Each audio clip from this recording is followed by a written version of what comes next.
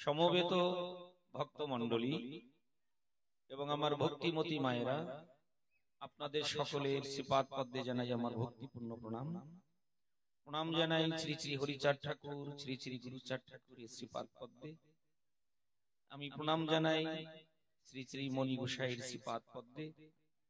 এবং যে গোসাইকে কেন্দ্র করে আজ বলতে গেলে খুব একটা রাস্তাঘাট এখানে ভালো ছিল না, আজ কত সুন্দর ব্যবস্থা হয়েছে। যদি একটু দূরে গিয়ে একটা পাকা রাস্তা আছে, কিন্তু ভাবতে গেলে যেখানে বন জঙ্গল কত কি, তার ভিতরে আজকের হরি মন্দির নির্মিত হয়েছে। আমি সেই শ্রী শ্রী বীরেন গোসাইয়ের শ্রীপাদ পদ্মে ভক্তিপূর্ণ প্রণাম জানাই। শুধু এটুকু বলি যে মানুষটি ভালো হিন্দি বুঝতে পারেন না, মানে বলতে পারেন না ভালো, এখন হয়তো শুনতে শুনতে বুঝতে শিখেছেন, আবার উড়িয়া ভাষাটাও ভালো জানেন না, অথচ তিনি এরকম জায়গায় এসে অপরিচিত ব্যক্তির জমিদানের মাধ্যমে এত সুন্দর হরিমন্দির তৈরি হয়েছে। তাহলে গুরু কৃপা খালি কি আমরা হাত দিয়ে দেখ, মানে হাতিয়ে হাতিয়ে দেখবো, না বাস্তবে একটু উপলব্ধিতে আনবো? যে কথাটা আপনারা বারবার শুনেছেন, গুরু কৃপাহি কেবলম, সেই কত গুরু কৃপা ওর উপর রয়েছে, তাই আজ সম্ভব। তাই শুধু আমি এটুকুই আপনাদের কাছে দাবি রাখি, জানি না ওনার ভিতরে আমার শ্রী শ্রী হরিচাঁদ ঠাকুর, শ্রী শ্রী গুরুচাঁদ ঠাকুর, মণি গোসাই কি শক্তি অর্পণ করিয়াছেন। আপনারা সঙ্গে থেকে আপনাদের যা যা দরকার আদায় করে রাখেন, চোখ বুঝলে আর পাবেন না। খালি এইটুকু আপনাদের কাছে নিবেদন রাখলাম। আমার কথা বুঝতে কষ্ট হয় না তো? মানে ওনাকে সামনে রেখে আপনাদের যা যা ইচ্ছা আপনারা তাই পূর্ণ করুন। আজকে কোথায় সেই পশ্চিমবঙ্গ, আর কোথায় সেই কোরাপুট কি জগদলপুর, এটা কি ছত্তিশগড়ের ভিতরে না? তাহলে ভাবা যায়, আমরা তো নানা জায়গায় গান গাইয়ে বেড়াই, কম বেশি যাও ইনকাম করি, আবার কোটি কোটি টাকার মালিক আছেন, তাদেরকে বলুন তো দেখি পা দিয়ে ঠেলা দিলেও রানিং হবে না। আর একজন হিন্দি ভাষা জানেন না, বোঝেন না, অথচ একজন রাজার কাছ থেকে জমি পেয়ে এখানে কত সুন্দর হরি মন্দির তৈরি হয়েছে। আমার হরিচাঁদ ঠাকুর, গুরুচাঁদ ঠাকুর কি দিতে এলেন, আজ এখানকার মানুষ জানতে পেরেছেন, বুঝতে পেরেছেন, আগামীতে আরো আপনারা অবগত হবেন। তাই ওনাকে আমি কবি দলের পক্ষ থেকে আরো একবার প্রণাম জানাই যে গোসাই, তুমি যখন গুরু কৃপা লাভ করেছো, শ্রী শ্রী হরিচাঁদ ঠাকুর, গুরুচাঁদ ঠাকুরের আদর্শ শিরে ধরে তুমি তোমার নৌকা উজানি পেয়ে চলো। যাক, আজ আমরা সেই পশ্চিমবঙ্গ থেকে এসেছি কবি গান গাইতে। হয়তো আরো অনেকবার এসেছি, কেউ দেখেছেন কেউ দেখেননি। তবে গান গেয়ে যে আপনাদের আনন্দ দেব এমন কোন যোগ্যতা আমার নেই, শুধু আপনাদের আশীর্বাদই আমার সম্বল। গুরু কৃপা যে সত্যি আছে এ সম্পর্কে যেন আমরা মানি বা না মানি, যেন অবজ্ঞা না করি। গুরু কৃপা যে কোথায় পৌঁছে দিতে পারে তার বাস্তব সাক্ষী আমার গুরুদেব, আমার পরম পূজনীয় গুরুদেব অসীম বাবু। কবি জ্ঞান শেখে নাই, ভবা পাগলার আশীর্বাদে আজ দিকপাল কবি। তারপরে এই তো আমার কাকা বাবুর এই গোসাইয়ের মাধ্যমে আপনারা পরিচয় পেয়েছেন। শুধু আপনাদের এখানে নয়, আরো উনি মন্দির তৈরি করেছেন। আর শিশু সুলভ ব্যবহার, ইচ্ছা করলে একটা সোনার আংটি ঢুকতে পারতেন না, একটা দামিও ধুতি করতে পারতেন না, কিরকম ভাবে রয়েছে বসে, যেন আপনি এক গলা দিলে তারপরে উনি খাবে, এরকম একটা ভাব। সত্যি মানুষ যখন বড় হয় তখন এরকমই তো স্বভাব হতে হয়। আমি আরো একবার আপনাকে প্রণাম জানাই। শুধু এইটুকু আপনি আমাকে আশীর্বাদ করবেন, এই গান গাই দুটো অর্থের বিনিময়, এই গান গাইতে গিয়ে অর্থের পিছনে ছুটতে গিয়ে যেন আমি পশুত্বে পরিণত না হই, এটুকু আশীর্বাদ করবেন। যেন সাধুগুরু বৈষ্ণবের চরণে মাথা রেখে একটা সুন্দর আদর্শ নিয়ে, চরিত্র নিয়ে যেন কবিরা সরিয়ে দাঁড়াতে হয়। তবে আজ শ্রী শ্রী হরিচাঁদ ঠাকুর, শ্রী শ্রী গুরুচাঁদ ঠাকুরের চিন্তাধারাই আলোচিত হবে। তবে আপনারা জানেন, দুটি কাল্পনিক ভূমিকাকে অবলম্বন করে আমরা আসলে দাঁড়াই। তাহলে আজ একদিকে থাকবেন মত্তু আচার্য, যিনি গুরুচাঁদ চরিত লিখেছেন, সে মহানন্দ হালদার। আর বিপক্ষে থাকবেন স্বপন বালা, যিনি তারই অনুসারী, অর্থাৎ তাকে বুঝতে চেষ্টা করেন, জানতে চেষ্টা করেন, এরকম একজন ব্যক্তি স্বপন বালা। তবে গান গাইতে গিয়ে কোথাও আমার ভুল ত্রুটি হলে আপনারা ক্ষমা করবেন, এই আত্মনিবেদন রেখে এবার একটা প্রেম ধ্বনি দিয়ে আমি আলোচনার মধ্যে যাই। সবাই মিলে একবার উচ্চ কণ্ঠে বলবো,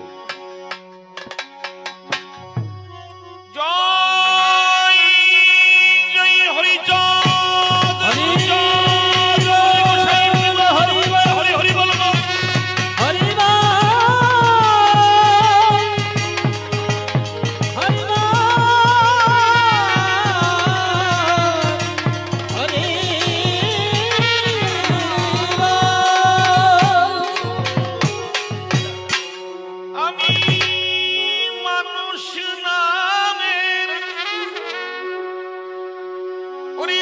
মানুষ নামের মুখোশ পড়ে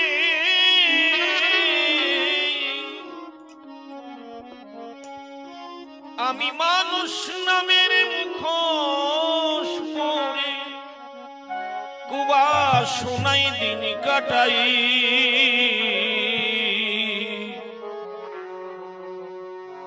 আমি এবার মরে মানুষ হব সে ভরসা নাই এবার মরে মানুষ হব সে ভরসা নাই এবার মরে মানুষ হব সে ভরসা নাই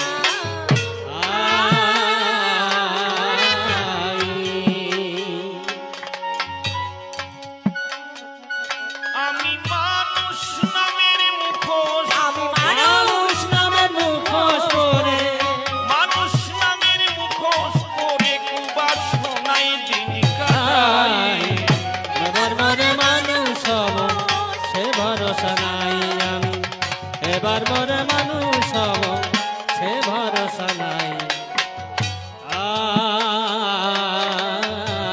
হারমোনিয়ামটা দিন তো একটু বেশি হ্যাঁ হারমোনিয়ামটা দিন আর চিচি করে কোনটায়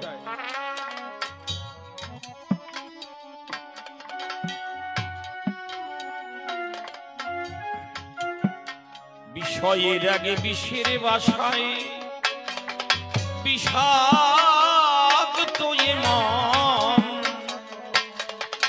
কুচিন্তা কুকর্মের বসে সতত শততম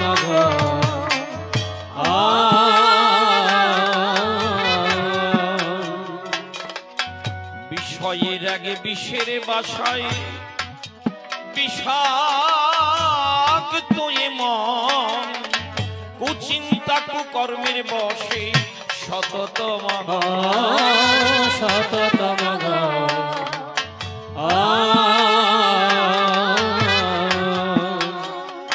আমার মন বসে না হরি নামে সদা মত্ত থাকি কামে মন বসে না হরি নামে সদা মত থাকি আমার মন বসে না হরি নামে আমি সদা মত্ত থাকি কামে মন বসে না হরি নামে সদা মত থাকি আমার কি হবে যে পরিণামে কি হবে যে পরিণামে কি হবে যে পরিণামে সে ভাবনা ভাবি না এবার মনে মানুষ হব সে ভরসা নাই আমার এবার মনে মানুষ হব সে ভরসা নাই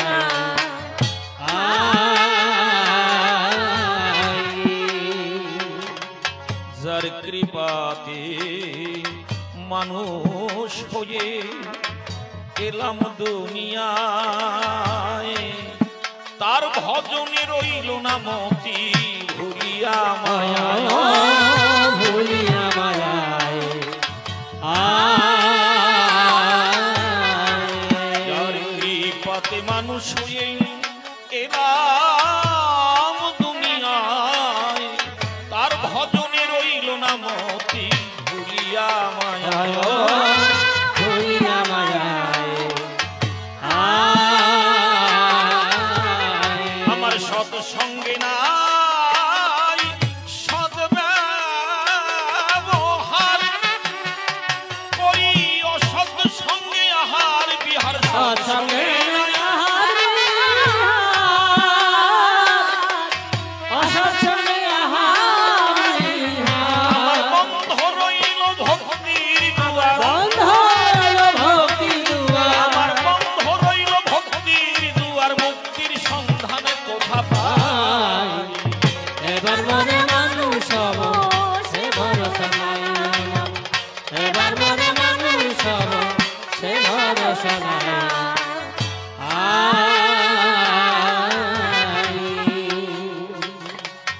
মুখে আমার মিষ্টি ভরা অন্তর ভরা বিষ কেউ না জানে জানে আমার প্রাণের জগদীশ প্রাণের জগদীশ মুখে আমার মিষ্টি ভরা অন্তর ভরা বিষ এ কথা কেউ না জানে জানে আমার প্রাণের জগদীশ প্রাণের জগদীশ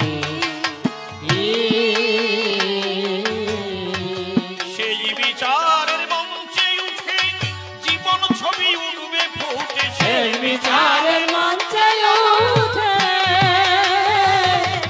জীবন ছবি উঠবে আমার সেই বিচারের মঞ্চে উঠে যেদিন জীবন ছবি উঠবে ফুটে সেই বিচারের মঞ্চে উঠে জীবন ছবি উঠবে ফুটে অসীম বনে করো অসীম বলে করো ফুটে অসীম বনে করো ফুটে সাধুর কাছে ক্ষমা চাই এবার মনে মানুষ হব সে ভরসা নাই এবার মনে মানুষ হব সে ভরসা নাই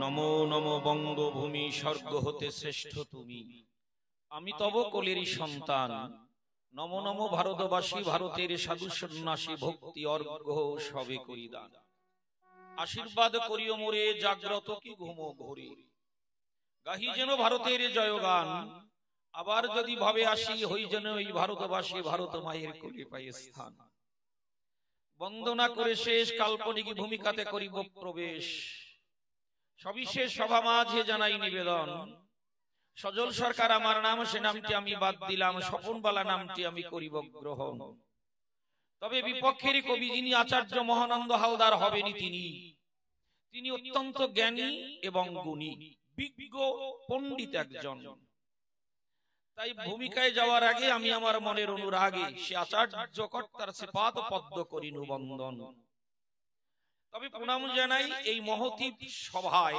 আছেন যত আমার মাতৃজাতি প্রত্যেকের রাঙা পায় আবার যারা পিতৃতুল্য তাদেরও ভক্তিপূর্ণ প্রণাম করিনু অর্পণ বলি আপনাদের সন্নিধানে এই এত সুন্দর মহতি অনুষ্ঠানের আয়োজনে আজ গোসাইয়ের সঙ্গে যারা যারা সহযোগিতা করেছেন যারা যারা সার্বিকভাবে যুক্ত আছেন কবি দলের পক্ষ থেকে সকলের শ্রীপাদ পদ্মে ভক্তিপূর্ণ প্রণাম করিনু অর্পণ এইবার কিছু কথা জানিতে বাসনা করিয়া আছিতে আচার্য কর্তার সাক্ষাতে রেখে যাব আমার কয়েকটা ক্ষুদ্র জিজ্ঞাসন তবে নিবেদন করি সকল ভক্ত ভক্তার পায় কারো ভিতরে যদি কোনো প্রশ্ন উকি ঝুঁকি দেয় খালি আমার কাছে একটু বলবেন বা লিখে দেবেন তুলে ধরার দায়িত্বটা আমি করিলাম গ্রহণ কেননা বলি আপনাদের সাক্ষাতে কবির জগতে এত বড় অভিজ্ঞ মানুষ নাই এটা একদম উচ্চ কণ্ঠে বলা যায় সর্বক্ষণ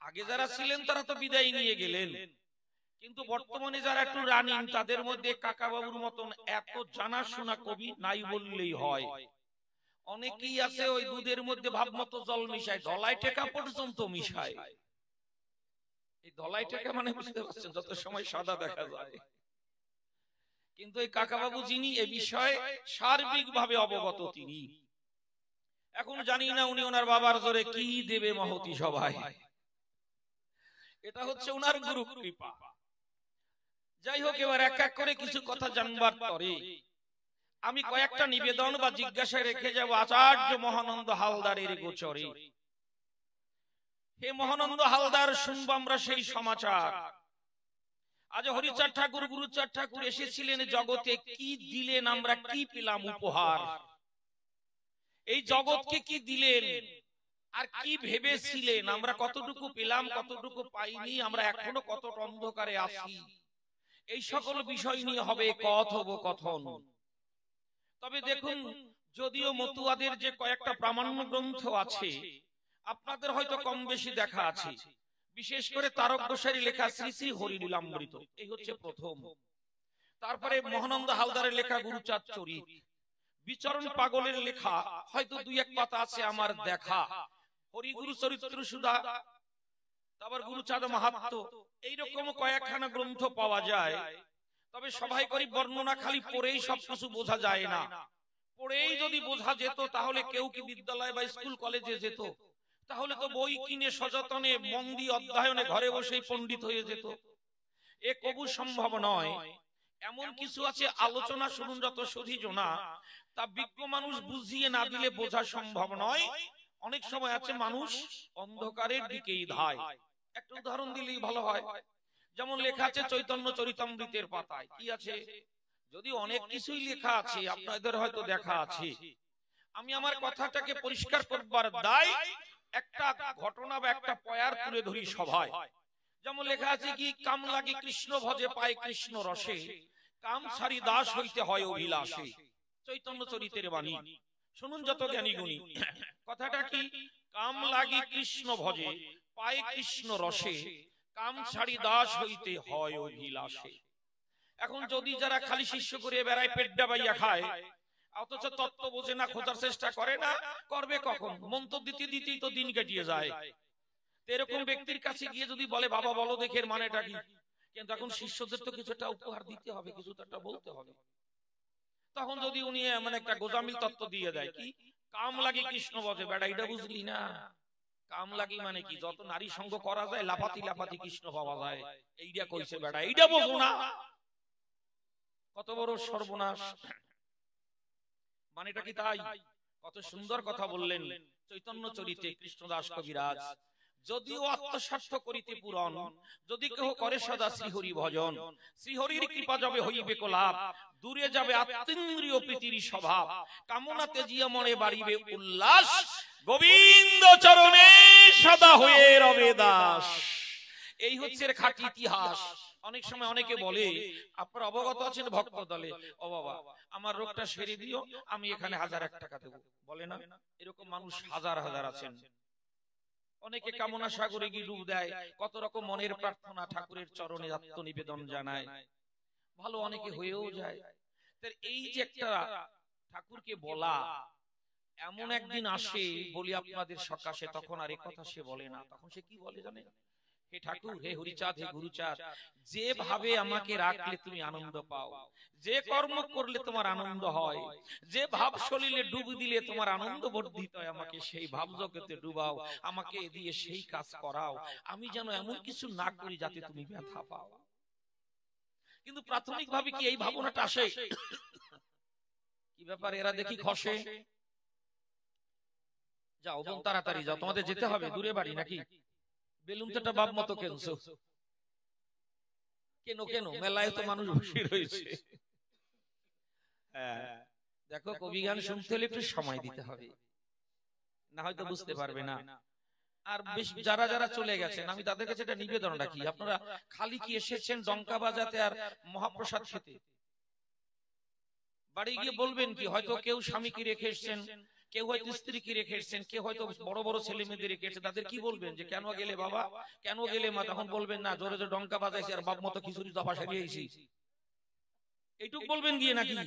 একটু কবি জ্ঞানের মধ্য দিয়ে যে কিছু কথা আলোচিত হবে, একটা কথা যদি আপনার জীবনের চলার পথের পাথেয় হয়, এটাই তো আপনার সম্পদ, নাকি খালি ওই খিচুড়ি সম্পদ? বুঝলাম না ভাবটা কি।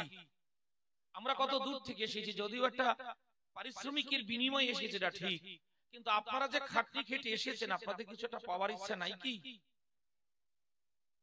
বেশিরভাগ মায়েরা, আর এই যে মোবাইল ফোন যে কি সাড়ে সর্বনাশ করে দিয়েছে, আহারে, প্রেমের দরজা ওপেন করে দিয়েছে। ঘরে ভালো ছেলে হলে মেয়ে হলে তাদের সমস্যাটা বেশি। যদি একটা মেয়ে হয় ভালো, সে ভাবে কোন ছেলের কাছে দেবো, আর যদি ছেলেটা ভালো হয় ভাবে কার জন্য কোথা থেকে একটা ভালো মেয়ে আনবো। কেন? কেউ তখন ব্ল্যাঙ্ক নাই, সব তো বুকিং। বিয়ের পর তাই ভাগা হয় না, তো বিয়ের আগে। যারা যারা আছেন একটু ধ্যান দিয়ে শুনুন, একটু মনোনিবেশ করুন। মা বাড়িতে নিয়ে যাবেন কি, কত কাজ রেখে আপনারা এসেছেন, এটা ঠিক। আপনারা এখানে আসবেন, এজন্য আপনাকে অনেকদিন আগে থেকে প্রস্তুতি নিতে হয়েছে, হয়নি? কিছু না নিয়ে খালি খিচুড়ি পেট ভরে খেয়ে চলে যাবেন। যাক, আমার কথা কি স্বভাবে, তবু নিবেদন রাখলাম। এখনো শুনুন, এটা বলতে নেই তবুও বলি, বাড়ি থাকলে পরে যদি দেখি কেউ কবি গান গায়, কেউ বড় বড় পাঠক আসে, চুপ করে গিয়ে নীরবে শুনি। কারণ যে যখন দাঁড়িয়ে গান গায় সে নিজের ভালোটুকু তুলে ধরতে চায়, তাই না? নিজেকে তুলে ধরতে চায়। এমন এমন একটা কথা পাওয়া যায় যা ভাবা যাবে না। যেমন এপিজে আব্দুল কালাম একটা কথা বললেন যে পকেটে যত দামেরই কলম থাক না কেন, তাতে যদি কালি না থাকে সেই কলমের মূল্য থাকে না। থাকে কি? কলমটা আপনি যত টাকা দিয়ে কিনুন না কেন সেটা আপনার ব্যক্তিগত ব্যাপার, কিন্তু সেই কলমে যদি কালি না থাকে তাহলে বৃথা কলম। তেমনি মানুষের চরিত্রটা যদি সুন্দর না হয়, ব্যক্তিত্ব যদি সুন্দর না হয়, মনুষ্যত্ব যদি না থাকে, সে কোটিপতি হোক, সে যাই হোক, তার জীবনও বৃথা। এগুলি তো আমাদের কথা, এগুলি তো জানা। কেন আমরা ডঙ্কা বাজাতে বাজাতে এলাম, আমাদের এখন ভাবনা কি? তবে শুনুন, এখন বলতে গেলে জানি না এটা কোনো বিপদের কারণ হয় কিনা, বড় কঠিন একটা সমস্যা আমাদের সামনে হাতছানি দিচ্ছে, এটুকু আমি বললাম। কারণ বলতে ভয় হয় কেন, আপনাদের এই পরিবেশ সম্পর্কে আমি অজ্ঞ। সত্যি একটা বিপদ সামনে হাতছানি দিচ্ছে, সেটা আমরা এখানকার, আমরাই ভারতের মূল নিবাসী, আদিবাসী নমশূদ্র জাতি। নমজাতি হচ্ছে ভারতবর্ষের মূল বসতি, এদেরই হচ্ছে বাসস্থান, অথচ আমাদের জায়গা হবে কি? এটাই একটা সমস্যা। আর বললাম না, কারণ আমি বলতে যাবো যে আর একজন উল্টো ব্যাখ্যা করলো, সাড়ে সর্বনাশ। বাংলাদেশেও জায়গা নাই, ভারতেও জায়গা নাই, এখন আমরা কোন জায়গায় যাই? অথচ আমরা এখানকারই আদিবাসী। বুঝতে পারছেন গোসাই? যদি কি কেউ আমারে বলবো যে আপনি সামাল দেবেন, কইয়া যাই, কপালে যাও রইয়া যাক। 14 সাল পর্যন্ত নাগরিকত্ব দেবে, আইন পাশ হয়েছে না? তারপরে সুপ্রিম কোর্ট থেকে অ্যানাউন্স করালে কেন যে 71 সালে কাগজপত্র না থাকলে আমরা নাগরিকত্ব দেব না? আমার সকল্পিত কথা না, আমি যা বলবো তাতে আমি নিজে ভাসবো, সে কথা বলবো কেন?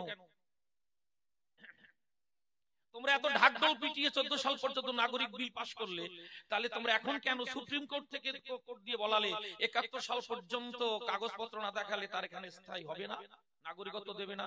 এটা কি ধরনের একটা চক্রান্ত, এটা একটু ভাবুন। এই জন্য বললাম একটু শুনুন, খালি ডঙ্কায় ঘাই দিয়ে বেশি দিন লাফাতে পারবেন না হয়তো। দুঃখের কথাটা বললাম, ওই গোসাই এগুলো নিয়ে ভাবে তো, এই জন্য বুঝতে পারতেছে। যাক, আর বললাম না এইটুকু, এই জন্য বললাম এটা কঠিন বিপদ সামনে হাতছানি দিচ্ছে। নাগরিকত্ব দিতে চাও, তোমরা হিন্দুর বান্ধব, তাহলে তোমরা দেও না কেন? এত নাটক করো কেন? ব্যাপার কি? আর যদি দিয়েই দিত নাগরিকত্ব, তাই পশ্চিমবঙ্গে কবে জয় জয়কার হয়ে যায়, কবে দিদিমণি শীত হয়ে যেত। একদম 100% সত্য। আর বললাম এই থাক, কারণ আবার তো ফিরে যাবো ওই জায়গায়। কবে কোন ছাতাটা পোলাপান হয়েই গেছে, যখন মল্লিক আর বাস নিবে কি, একটা ছেলে তো হয়েছে বংশ রক্ষা করার জন্য, এই জন্য আর অত ভয় পাবো না। সত্যি কথা, খুব কষ্ট হয়। আপনাদের দেখলেও কেমন লাগে, এটা আমার আত্মবিশ্বাস। এই নমজাতিকে এইসব জায়গায় বসতি দিয়েছে বলে এরা এখন শস্য শ্যামলা, কত সুন্দর তৈরি করেছে এখানকার পরিবেশ। বাউন কায়েত দিলে পরে কবে বাগে সাইকে খাইয়া লাইতো, ঠিক তো না? আমরা সব ভাঙতে পারি, আমরা করতে পারি। এত সহনশীল, এত ধৈর্যশীল জাতি পৃথিবীতে নাই, নাই, নাই। আমি নমজাতি হিসেবে নিজেকে ধন্যবাদ জানাই। যাকে এবার একটু আলোচনার অন্যদিকে যাই। এইবার যে কথা শুনুন যত বিজ্ঞ শ্রোতা, তাহলে আচার্য কর্তার কাছ থেকে আমি সেই কিছু তত্ত্ব শুনে নিতে চাই। প্রথম প্রশ্নখানা সবাই করি যোজনা। আপনারা বহু জায়গায় ঠাকুরের আলোচনা শুনেছেন, আমি একটু অন্যভাবে ওনার কাছে নিবেদনটা রেখে যাই, একটু ধ্যান দিয়ে শুনুন। কথাটা কি বলছে? পরধর্ম নমজাতি নেবে কি লাগিয়া, নমজাতির ধর্ম গেছে হরিচাঁদ দিয়া। বোঝা গেল কি? শ্রী শ্রী হরিলীলামৃতে রয়েছে, পরধর্ম নমজাতি নেবে কি লাগিয়া, নমজাতির ধর্ম গেছে হরিচাঁদ দিয়া। শ্রী শ্রী হরিলীলামৃত থেকে বললাম। তাহলে নমজাতি পরধর্ম নেবে না, শ্রী শ্রী হরিলীলামৃতে পরিষ্কার তারক রসরাজের রচনা। তাহলে যে ধর্ম হরিচাঁদ ঠাকুর করেছেন দান, তুমি সবাই এসে বলবে মনের উল্লাসে, এর ভিতরে এমন কি তত্ত্ব আছে, দর্শন আছে, অস্তিত্ব আছে, বিশেষত্ব আছে, মাহাত্ম্য আছে, শুনবে যত ভক্ত প্রাণ। বুঝতে কষ্ট হলে বলবেন, আরো অন্য ভাষায় বলার চেষ্টা রাখবো। যারা শ্রী শ্রী হরি লীলামৃত পড়েছেন তারা ভালো জানেন। বলছেন পরধর্ম নমজাতি নেবে কি লাগিয়া, নমজাতির ধর্ম গেছে হরিচাঁদ ঠাকুর দিয়া। তাহলে যে ধর্ম দিয়েছেন তার প্রয়োজন ছিল কি, আর যা দিয়েছেন তাতে আছে কি? এমন কোন তথ্যের উপরে, এমন কোন দর্শন উপরে, এমন কোন মাল মশলার উপরে এই ধর্মটা দাঁড়িয়ে রয়, ইহা জানিতে বাসনা করিয়াছি। তে প্রথম জিজ্ঞাসা রেখে গেলাম মহতী সভায়। আজকের আমাদের গোসাই আপনাদের জন্য যে থাকার জন্য, আবার বৃদ্ধাশ্রমের জন্য যে গৃহ নির্মাণ করছেন, আপনাদের সাহায্যে, আপনাদের ভালোবাসার প্রতিফলন তো। তাহলে উনি কয়তলা করবেন এটা কিন্তু আগে ভিত তৈরি হয়েছে, হয়েছে না? রড কি 12 mm দেবেন না 16 mm দেবেন না আরো বেশি দেবেন, সেটা বিল্ডিং অনুযায়ী হবে। তাহলে হরিচাঁদ ঠাকুর কি এমন ধর্মটা দিলেন, তা কত mm রডের উপরে দাঁড়ানো, কোন কোম্পানির সিমেন্ট দিয়ে তা ঢালাই হবে, আর খোয়ানো হবে কোথা থেকে, এটা হচ্ছে বুঝানোর জন্য কথা বললাম। তাহলে ভদ্র ভাষায় কি বলা যায়, এর দর্শনটা কি, এর মাহাত্ম্য কি, এর অস্তিত্ব কি, এর গুরুত্ব কি, এটাই হচ্ছে তোমার কাছে জানতে আকিঞ্চন। কলির জীবী করিতে ধন্য এসেছিলেন শ্রী চৈতন্য, সে অনর্পিত প্রেম ধন তিনি করলেন আনায়ন। শুধু কি নিয়ে এলেন, কলির জীবকে কেঁদে কেঁদে তিনি প্রশিক্ষণ দিলেন। হে কলির জীব, তোমরাও হতে পারো শিব, তোমাদের ভয় নাই, আমি সব দিয়েছি নামের মধ্যে, তোমরা জয়ী হবে সংসার যুদ্ধে। প্রেম পুলকে হরি বল নাম করা চাই। তাহলে তিনি কি বললেন, তোমরা সংসার যুদ্ধে জয়ী হবে, তোমরা এক একটা জীব হতে পারো শিব, আমি সেই সম্পদ এনেছি নদিয়াতে নিমাই। তোমরা প্রেম স্বরে সকল কিছু গিয়ে ভুলে বলো হরি বল, এছাড়া আর কিছু নাই। তাহলে কে বললেন? গৌর সুন্দর। আমরা খালি কি অনুমানে ভাব জগতই মেনে নেব না, তার বাস্তব দিকও আছে। আজ বৃন্দাবনে জানেন যত ভক্তগণে, সেখানে দেখবেন দেশ বিদেশ থেকে এসে কত ভক্তরা গড়াগড়ি খায়। আবার নদিয়ার পথে নিজে দেখেছি, নিজের আখিতে অগণিত নরনারী এসে ধুলণ্ঠিত হয়। তারা জয় গৌর বলে ভাসে সদা নয়ন জলে, তারা ধুলায় গড়াগড়ি দিয়ে মানব জীবনকে ধন্য করতে চায়। তাহলে গৌর সুন্দর সারা পৃথিবীকে প্রেমের বন্ধনে বাঁধতে চেয়েছিলেন, এটা হচ্ছে মহাপ্রভুর বিশেষত্ব।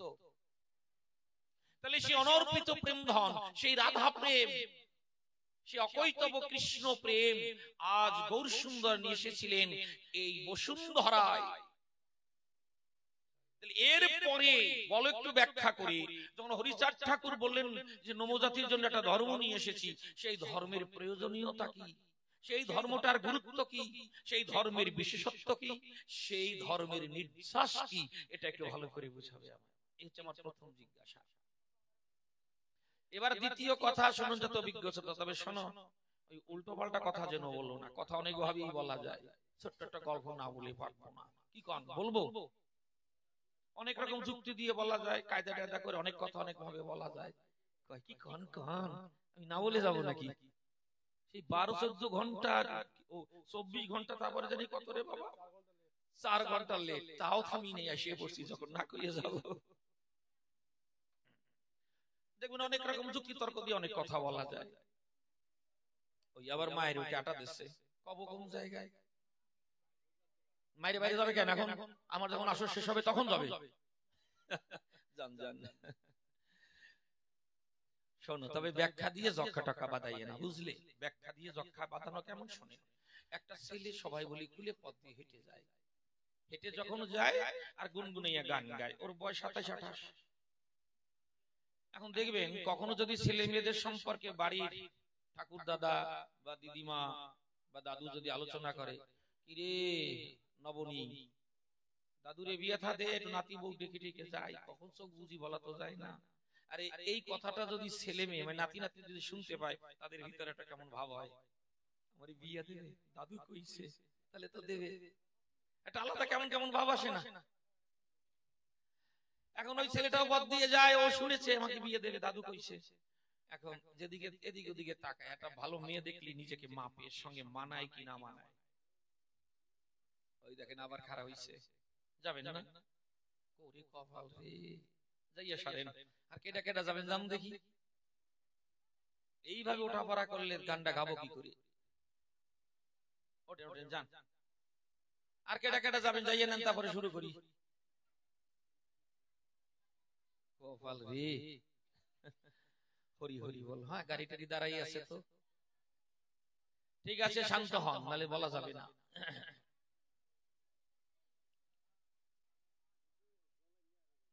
বেশ বেশ। বাদাম কি বিনা পয়সা দিচ্ছেন? ও জল, ওরে কায়দা রে, ভাবলাম বাদাম টাদাম দিচ্ছে মানে। দেন, ওর সঙ্গে এক প্যাকেট করে বাদাম দিতেন, তাহলে তো একটু ভালো হইতো। জল দিচ্ছে, খান। জলের নাম জীবন, তাই না মা? দিয়ে দেন তো, তাড়াতাড়ি দিয়ে দেন, একটা ঢালিয়ে থন। টান কব কি করে, এরকম ঢাললে পরে খাওয়া যায়? আচ্ছা ঠিক আছে, তাহলে আমার দিকে দেন দেন। এবার এই ছেলেটা যখন পথ দিয়ে যায়, এটা মেয়ে দেখলি তাকায়, আমার সঙ্গে মানায় কি না মানায়, আর গুনগুনাইয়া গান গায়। গানের মধ্যে তো একটা কায়দা আছে, মানে দেখবেন একটা ছেলে মেয়েদের যখন যৌবনে আসে, তখন একটু দেখতে কালো হলেও কিন্তু তার মধ্যে একটা গ্লেজ দেয়। ওটা যৌবনের একটা ব্যাপার আর কি। অনেক সময় এমন এমন গান শোনা যায়, যেমন দরজা খুইলা দেখুন যারে করুম তারে বিয়া, বউ সাজাইয়া লইয়া যাইব টপুর মাথায় দিয়া। তাহলে দরজা খুইলা দেখুন যারে করুম তারে বিয়া, দরজাটা যদি আমার সঙ্গে যার ভাব আছে সে যদি না খুলে, তার যদি বাবাই খুলে, ওই আর কি কয় তাই কয়। এখন ওইরকম গান গাইতে গাইতে যায়, একটা মেয়ে দেখে একভাবে তাকিয়ে আছে, বন্ধুদের ডেকে বলছে, আরে বন্ধু রে তাড়াতাড়ি আয়। কি রে, কি হয়েছে? জানিস একটা মেয়ে দেখলাম, ওই বাড়িতে গেল, একটু দেখ বিয়ে থা দেয় কিনা। বুঝিস না কেন ডাকলাম? এখন ওরা দুই বন্ধু ওই বাড়িতে যায়, গিয়ে দেখে কি বসে আছে বারান্দায় এক বুড়ো কর্তা, প্রণাম করেছে পায়। তোমরা কারা? বলে চেনেন না বলি তো একটা প্রণাম খরচ করলাম। তা তো করলে, এসেছো কি ব্যাপার? বলে খানিকক্ষণ আগে আপনার বাড়িতে একটা মেয়ে এসেছে, সে আপনার কি হয়? ও তাই, সে হচ্ছে আমার বড় ছেলের প্রথম মেয়ে। তা বিয়ে থা দেবেন? বলে হ্যাঁ দেবো, ভালো ছেলে পেলেই দেবো, এ কি ঘরে রাখার জিনিস নাকি? ও দাদু, তাহলে আমরা একটু দেখতে আসবো? বলে হ্যাঁ এসো। শোনো, ওই বারবার আসার চেষ্টা করবা না, একবার আসবা। এই বারবার আসবার আমার টাকা পয়সা নষ্ট করবা, ওই চান্স পাবা না, একবার আসবা। ঠিক আছে, কবে আসবা? সামনের বুধবার আসি, ভালো দিন। কয়জন আসবা? 6-7 জন আসবা। এইবার দিনক্ষণ পাকা হয়ে গেছে, ছেলেটা মনে মনে ভাবছে যে আমার থেকে মেয়েটাকে দেখতে ভালো যদি না দেয়। ওর একটা বুদ্ধি এসেছে মাথায়। তখন ওই বন্ধুদের ডেকে বলছে, বন্ধু রে, কি আমার একটা উপকার করতে পারিস? কি উপকার রে? বলে শোন, মেয়ে দেখতে তো যাবো, যদি ভালো মন্দ কিছু খেতে দেয় বলে খাবো, ভাড়া দিয়ে যাবো, রেখে আসবো। বলে শোন, যদি কোনো প্রশ্ন জিজ্ঞাসা করে তুই জবাব দিবি। এখানেই তো তোদের একটু সাহায্য করতে হবে। কি? বলে যদি কোনো প্রশ্ন জিজ্ঞাসা করে, আমি আস্তে করে জবাব দিয়ে চুপ করে বসে থাকবো। জ্ঞানী মানুষ বেশি বকে না। আমার যে বলা হয়ে যাবে, তোরা আমার গুণগুলোকে বাড়িয়ে বাড়িয়ে বলবি, এমন ভাবে বলবি যেন গুণ শুনে ওই মেয়েটিকে আমাকে দেয়। পারবি তো? বলে আরে নিয়ে দেখ না কিরম বলতে পারি। এই যুক্তি করে ওরা গেল মেয়ে দেখবার। ওরা ঘরের ভিতরে ঢুকেছে, ওদের বসার জায়গা দিয়েছে।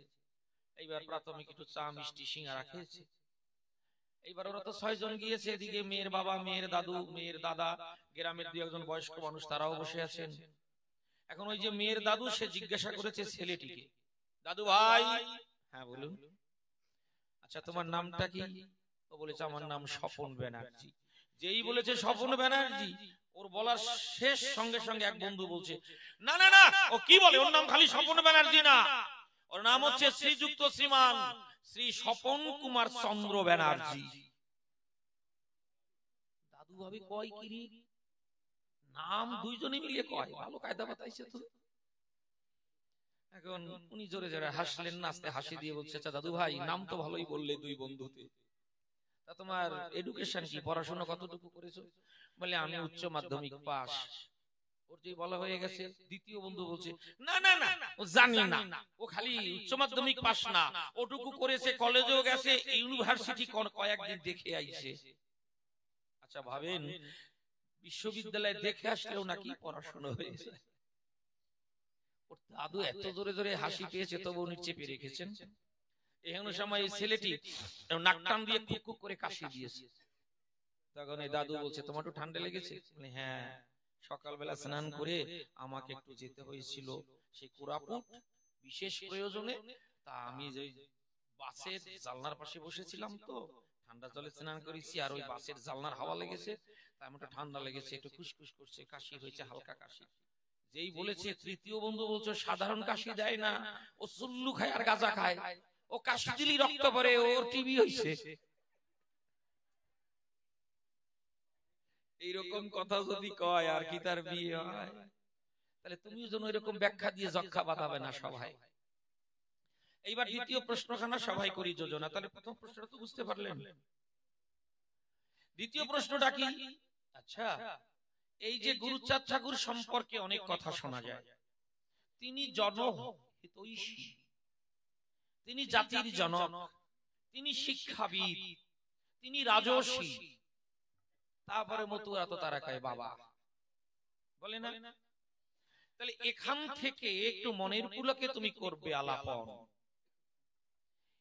যে তারক গোসাই যখন হরিচাঁদ ঠাকুর জীবিত ছিল, শুনুন যত ভক্ত দল, একটু ধ্যান দিয়ে শুনুন, নালে বুঝতে পারবেন না আমার প্রশ্নটার কমা কোথায়, দাড়ি কোথায়, নালে জবাব আনন্দ পাবেন না, একদম পরিষ্কার কথা।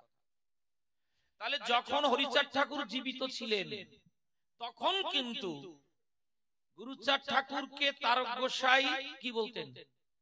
দাদা বলে ডাকতেন, যদিও বয়সে 2 বছরের বড়। একটু লক্ষ্য করুন, তাহলে যে তারক গোসাই গুরুচাঁদ ঠাকুরকে দাদা বলে ডাকতো, সম্মান করত, যেই হরিচাঁদ ঠাকুর উঠে যায় আর দাদা বলে না, সবাই করি বর্ণনা, দাদা বলে প্রণাম করে গুরুচাঁদ ঠাকুরের পায়ে, বাবা বলে। আগে বলতো দাদা, সে দাদার নাই, এখন বলে বাবা। দাদার বাবা কি সম্পর্কে এক হয়? কি বলেন আপনারা? হয়। শ্বশুরেও বাপ পাওয়া যায়, সেটাও তালেমান, কিন্তু দাদা সে কি করে বাবা হয়? তাহলে যে তারক গোসাই তোমার কাছে জানতে চাই, দাদা বলতো, হরিচাঁদ ঠাকুর উঠে যাওয়ার সঙ্গে সঙ্গে বাবা বলে প্রণাম করে পায়, তাই কেন তাকে বলে বাবা, তুমি একটু জবাব দেবা। তাহলে আর এই গুরুচাঁদ ঠাকুর কোন বাবা, এরও একটা মীমাংসা চাই। বাবা তো 5 প্রকারের পাই, পঞ্চপিতা সপ্তমাতা, জানেন কেউ না জানেন না? যিনি আশ্রয় দিতে পারেন তিনিও বাবা, যিনি জন্ম দিয়েছেন তিনি বাবা, তাহলে 2 জন। যিনি ভয় থেকে রক্ষা করেন তিনিও বাবা, যিনি শিক্ষা দেন তিনিও বাবা, যিনি অন্নদান করেন তিনিও বাবা। এই 5 জন বাবা, আর হচ্ছে গোমাতার বসমাতা, এই 2 জন মা বেশি। তাহলে পঞ্চপিতা সপ্তমাতা, শুনুন আমার সেই কথা। তাহলে এই যে 5 জন বাবার পাই পরিচয়, তাই এখান থেকে মনের পুলকে তুমি বলো, একটু বিজ্ঞ লোকে শুনবে, এই গুরুচাঁদ ঠাকুর এই 5 জন বাবার মধ্যে এক বাবা না স্পেশাল বাবা? কোন বাবা হিসেবে তারক রসরাজ প্রণাম করত গুরুচাঁদের পায়, সেই বাবা বাবা কেন বলে, আর কোন বাবা চিন্তা করে বা ভেবে তার দিলে প্রণাম করতে পাই, এরও একটা মীমাংসা দিয়ে যাবা মহতি সভায়। বোঝা গেল মা? কোন বাবা? অন্নদাতা বাবা হিসেবে প্রণাম করেছে, না ভয় থেকে বাঁচাইছে সেই বাবা হিসেবে প্রণাম করেছে, না শিক্ষা টিকা দিয়েছে সেই বাবা হিসেবে প্রণাম করেছে, না স্পেশাল বাবার জায়গা পেয়েছে? মানে এই 5 জন বাবার উপরে কোনো বাবা? দাদারে কি করে বাবা কয় যার সম্পর্ক বোধ নাই? এর একটা মীমাংসা চাই। আবার বলছে গুরুচাঁদ ঠাকুর তোমার লেখনীতে পেয়েছি, তুমি লিখেছো, অন্য কেউ নয়। গুরুচাঁদ ঠাকুর জাতির জনক। জাতির জনক তো মহাত্মা গান্ধী। কি বলেন? সে কাগজ কলমে কতটা আছে আমি জানি না, কিন্তু মৌখিক ভাবে তো সবাই জানি জাতির জনক মহাত্মা গান্ধী, ভারত মাতা ইন্দিরা গান্ধী, এটা সবাই জানি, বিশ্বকবি রবীন্দ্রনাথ। তাহলে আজ এখান থেকে বিজ্ঞ লোকে তোমার কাছ থেকে করবে আস্বাদন, এই গুরুচাঁদ সম্পর্কে যে বড় বড় কথাগুলি তোমার লেখনীতে ধরেছো তুলি, তুমি কি গুরুচাঁদ ঠাকুরকে আস্বাদন করে লিখেছো না ভাবের রাজ্যে গিয়ে লিখেছো? এটা একটু ভালো করে করবে বিশ্লেষণ। মানুষ কথায় বলে মুখে আছে কাজে নাই, সেই শিক্ষার মুখে চাই। তুমি যে গুরুচাঁদ ঠাকুরকে বলছো রাজর্ষি, এরকম কোন দৃষ্টান্ত তার চরিত্রে ছিল কি? তুমি বলছো জনহিতৈষী, আসলে জনগণের কতটুকু কল্যাণ করেছে তুমি দেখেছো কি? আবার বলছো শিক্ষাবিদ, এখানেই তো জ্বালা বেঁধে যায় যে মানুষটির এডুকেশন শিক্ষা মাত্র 4 পর্যন্ত, তাকে কি শিক্ষাবিদ বলা যায়? যদি ডক্টরেট করে, যদি পিএইচডি করে, যদি ডিলিট করে, তবে শোভা পায়। অথচ এই মানুষটি মাত্র 4 পর্যন্ত পড়লো আর তাকে তুমি লিখে দিলে শিক্ষাবিদ। তুমি একজন এমএলএ, তুমি একজন শিক্ষক, তুমি একজন আচার্য, তুমি একজন আইনজ্ঞ ব্যক্তি, তোমার পক্ষে কি এটা শোভনীয়? এই হচ্ছে আমার দ্বিতীয় জিজ্ঞাসা। এবার তৃতীয় কথা, সবাই দিয়ে যাই বক্তৃতা। আচ্ছা, এই যে আমি দেখেছি যা যে মতুয়াদের ভিতরে ছোঁয়াছুঁই এরা ধার ধারে না, মা বাবা মরে গেলেও চুল ফেলা লাগে না, কথাগুলি যদিও যুক্তিসঙ্গত, কিন্তু আমার জিজ্ঞাসাটা কোথায়? বলছে শ্রাদ্ধোৎপন্ন তণ্ডুল ভক্তি শূন্য, অজালং পরশনে ভক্তি হয় চূর্ণ। শ্রী শ্রী হরিলামৃত কি আছে না? কনগোসাই আপনি একটু সায় দেন, আছে তো? বলছে শ্রাদ্ধোৎপন্ন তণ্ডুল ইহা ভক্তি শূন্য, অজালং পরশনে ভক্তি হয় চূর্ণ। যারা মা বাবা মরে গেলে অসুস্থ পর্যন্ত এদের মধ্যে নাই, অজা মানে ছাগল, এই ছাগলের লোভে নাকি মতুয়াদের ভক্তি টক্তি উড়িয়ে যায়। এটা কোন দর্শন? ভালো করে বুঝাবো আমায়। তোমার জম্মের মতো ধরা ধরবো, কপালে যাওয়ার হইয়ে যাক। বাড়ি যাবা যাওয়া মানে আজকে আমি যাব, তোমার যাওয়া হবে না যদি ঠিক মতন সমাধান না দাও। এই গোসাই তোমার যেতে দেবে না, যে আটা দেবে পিছন দিয়ে পাঞ্জাবি টাঙিয়ে ধরবে। যে মতুয়াদের মধ্যে ছোঁয়াছুঁই নাই, জাতাজাতি নাই, তোমরা বলিয়ে বেড়াও, অথচ ছাগলের লোমে নাকি তোমাদের জাত যায়, ভক্তি নষ্ট হয়ে যায়, তাহলে তোমাদের মধ্যে আর কি কি আছে? এই হচ্ছে আমার তৃতীয় নিবেদন। এবার বলবো গানে গানে শরৎচন্দ্র তালে মানে দেখি আচার্য কর্তা কিভাবে তার সুন্দর দর্শনটাকে করে পরিবেশন।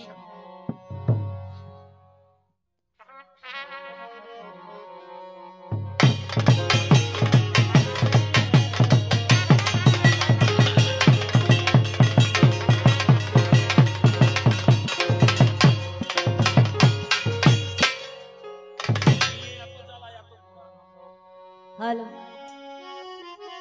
হ্যালো হ্যালো,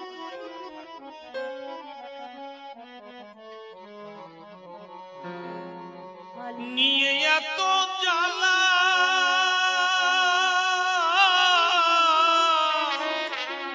এত জ্বালা এত পোড়া, কিনি বেঁচে থাকি বন্ধু আমায় দিয়েছে ফাঁকি শরীরে, সে আমারে দিয়েছে ফাঁকি। তোরা আমায় বুঝাবি বুঝতে আমার নাই গতি, বন্ধু আমায় দিয়েছে ফাঁকি শরীরে, প্রিয় আমায় দিয়েছে ফাঁকি। নিয়ে এত জ্বালা এত জ্বালা এত পোড়া, কিনি বেঁচে থাকি বন্ধু আমায় দিয়েছে ফাঁকি শরীরে, সে আমারে দিয়েছে ফাঁকি।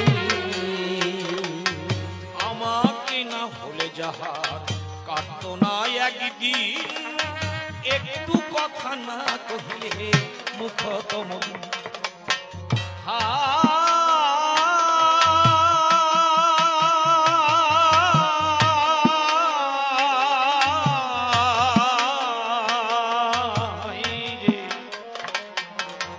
আমাকে না হলে যাহার কাটতো না একদিন, একটু কথা না কহিলে মুখ তমন। এখন ভুলে আছে দিনের পর দিন, ভুলে আছে দিনের পর দিন, বুঝলাম না মোর দোষটা কি। বন্ধু আমায় দিয়েছে ফাঁকি শরীরে, সে আমারে দিয়েছে ফাঁকি। সোহাগে পেয়ে করেছি মান ফেলে চোখের জল, সে কি বন্ধু বোঝে না রে ভালোবাসার ছল। সোহাগে পেয়ে করেছি মান ফেলে চোখের জল, সে কি বন্ধু বোঝে না রে ভালোবাসার ফল। আমি জানতাম যদি জানতাম যদি এই হবে ফল, জানতাম যদি এই হবে ফল, অভিমান করতাম না। সে আমারে দিয়েছে ফাঁকি শরীরে, সে আমারে দিয়েছে ফাঁকি।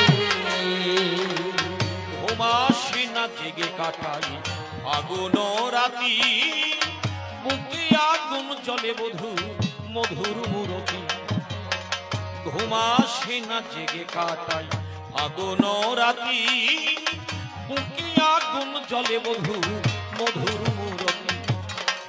প্রেম প্রীতির এই কীর্তি, প্রেম প্রীতির এই কীর্তি সখী আমায় বলবে বন্ধু আমায় দিয়েছে ফাঁকি, সইলে সে আমারে দিয়েছে ফাঁকি। অনাদিকয় ভালোবাসা আগুনের বাসা, তবু কেন তার মাঝে মন বাঁধতে চায় বাসা।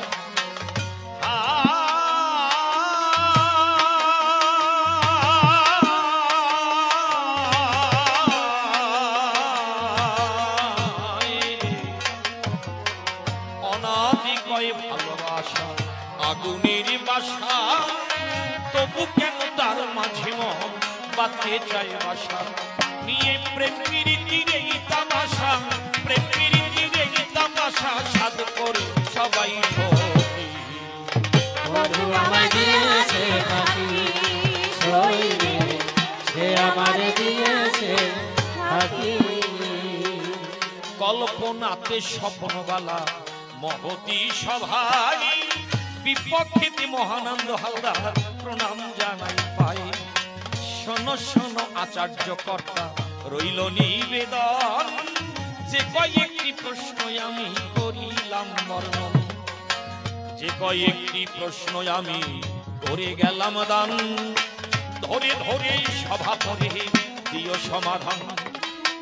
তোমার ওই যে লেখনী সেখান থেকে আমি করিলাম বর্ণন, একটু ভালো করে কথাগুলি করো বিশ্লেষণ। নবজাতির ধর্ম নাকি হরিচাঁদ ঠাকুর দেয়, তার কিবা বিশেষত্ব বলো না সবাই। আবার ওই যে গুরুচাঁদকে বাবা যে সবাই বলে, কেন সে বাবা হলো এ মহিমণ্ডলে? পিতার কি ভূমিকা তিনি করেছেন পালন? আবার তারক গোসাই কেন বাবা বলে জানতে আকি নিচন? যখন ওই হরিচাঁদ ঠাকুর ছিল বসুধায়, দাদা বলে ডাকতো সদা শুনুন সুধি চয়। যখন হরিচাঁদ ঠাকুর দেহ রাখে, কেন দাদা থেকে বাবা বটে হলো?